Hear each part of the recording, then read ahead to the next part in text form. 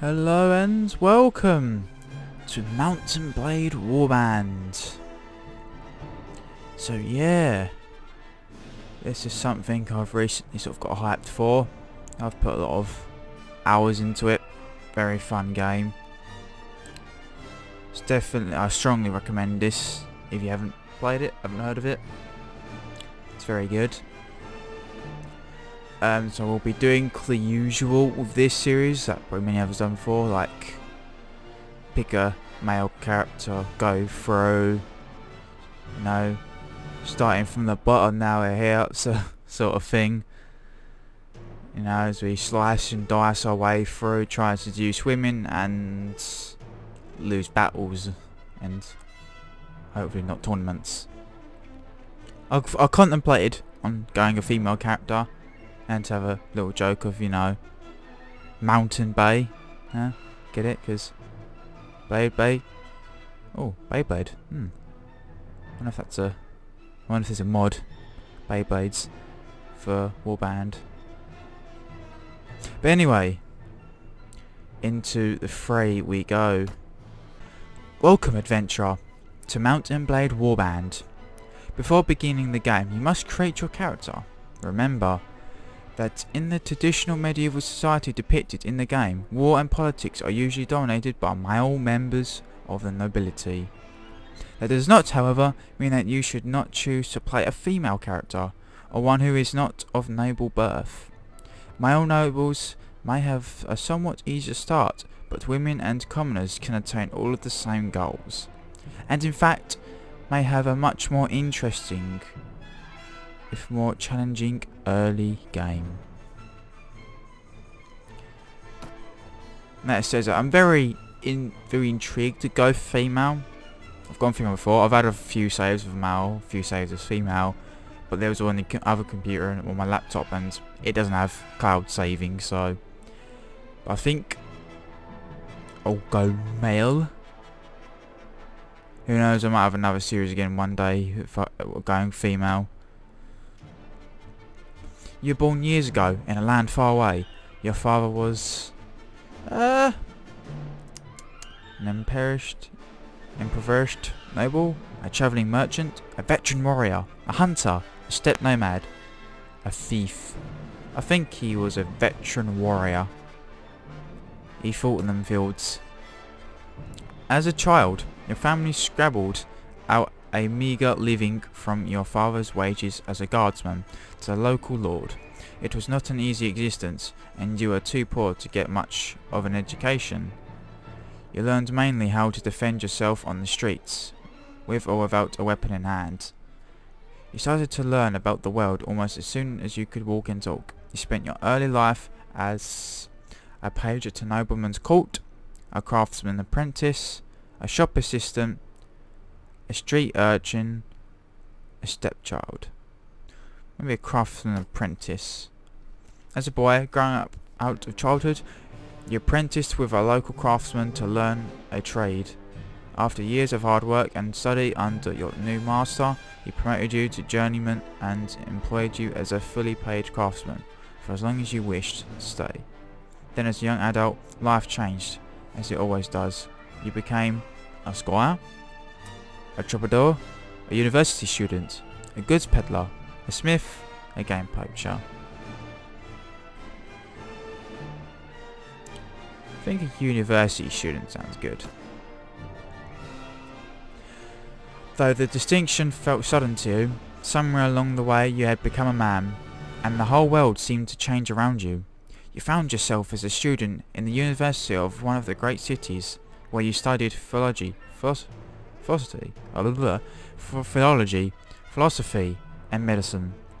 But not all your lessons were learned in the lecture halls.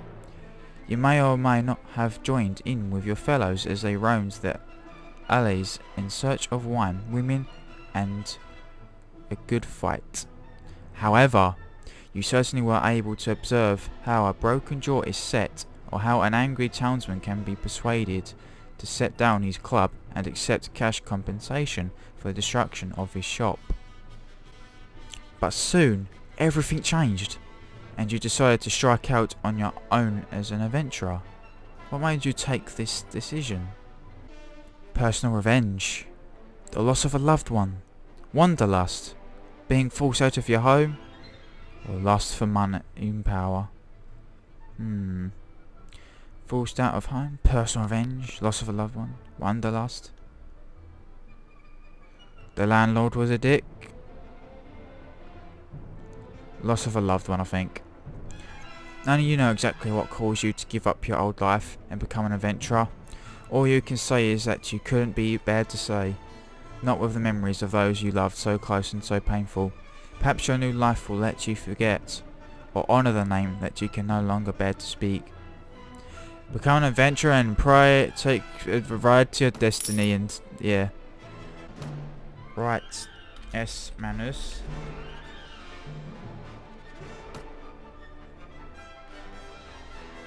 Could have gone S. Manicus.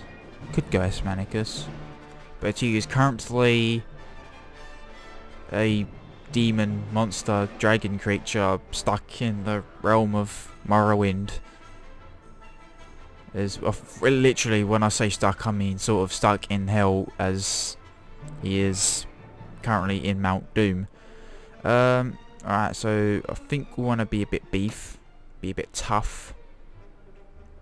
We want that intelligence. We want that. Ooh, we want more strength. And I think agility. So we want iron flesh. We want power strike. I think we want power draw. Athletics. Riding. Could get riding eventually. There's leadership. Prisoner management. Persuasion. First aid. What was it? Surgery. I think that's the one. Where members have a higher chance of surviving. It's actually already got a point. Spotting. I think I'll grab that.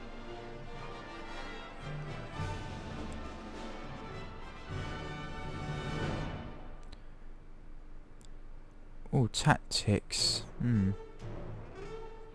Sounds good. I think I'll go power strike again. And then power draw again. Because I'll probably go for sword and bow. I'll slap a bit in archery. Oh god, this is like the lowest one for me. And I guess I'll split these two out because I don't know which one it'll go with. And I think that looks solid.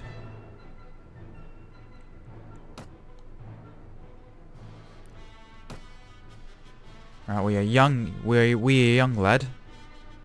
Yeah. Pretty much time because I don't spend too much time. You hear about Calradia, a land torn between rival kingdoms battling each other for supremacy. A haven for knights and mercenaries, cutthroats and adventurers, all willing to risk their lives in pursuit of fortune, power or glory.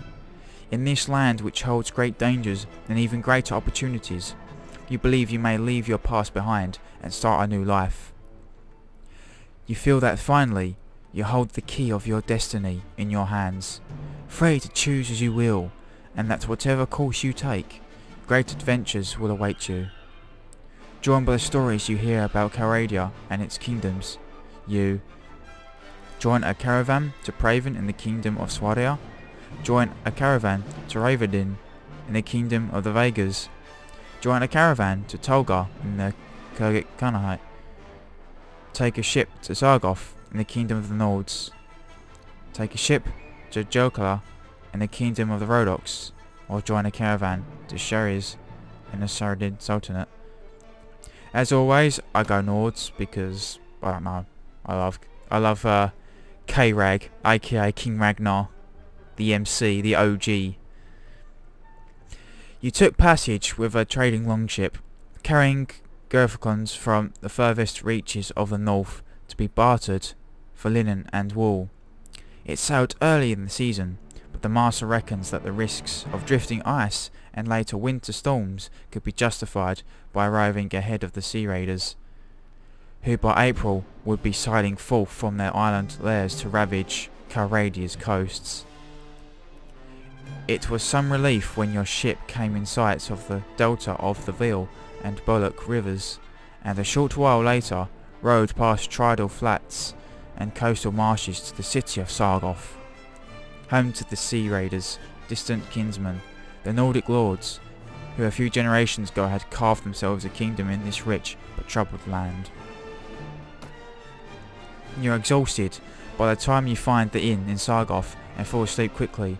However, you wake before dawn and are eager to explore your surroundings. You venture out onto the street, which is still deserted. All of a sudden, you hear a sound that stands the hairs of your neck on end. The rasp of a blade sliding from its scabbard.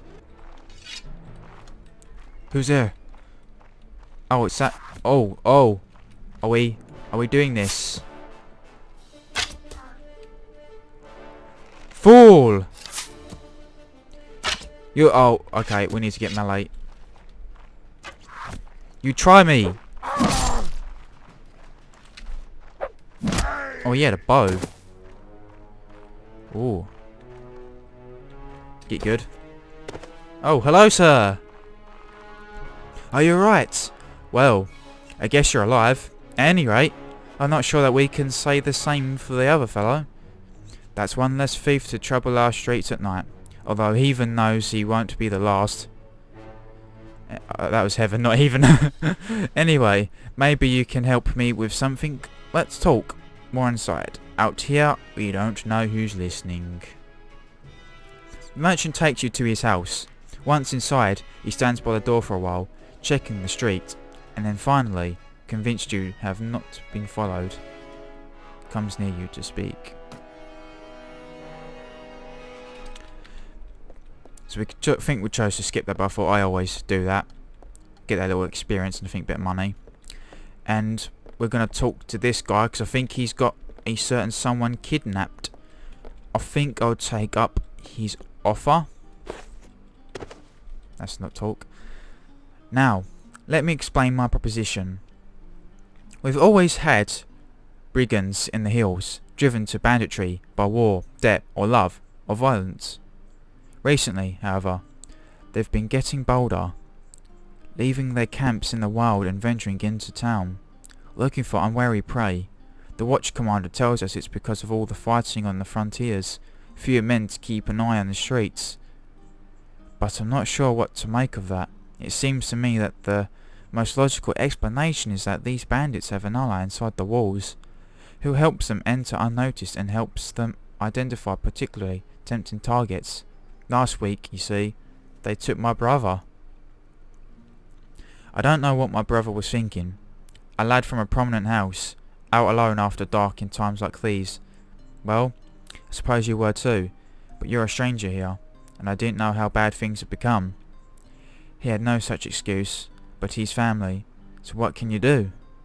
If you don't protect your kin, then people will start thinking that you can't protect your investments. Either. And I can't have that. No doubt the gang will soon send word about a ransom, but I don't care to pay it. So here's my proposition.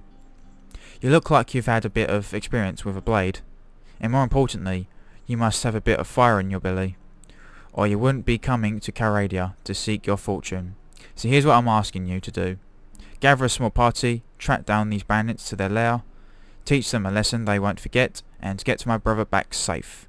In return, you will earn my lasting gratitude and a bit of silver. What do you say, good sir? Mandoms is interesting, I say.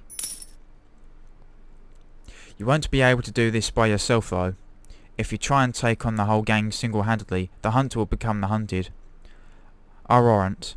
You'll first want to round up a group of volunteers. There's always a few lads in the villages around here, looking for a bit of work that's more interesting than the tilling the soil or hauling water. They'll follow you if you pay. So, take this purse of 100 dinars. Consider it an advance on your reward. Go around to the villages and use the money to hire some help. I reckon that you need at least 5 men to take on these bandits. Very good, sir. I'll collect some men from around the villages. Good. You can find me again in the tavern here in Sargoth. After you've got your group together, then we'll speak about what to do next.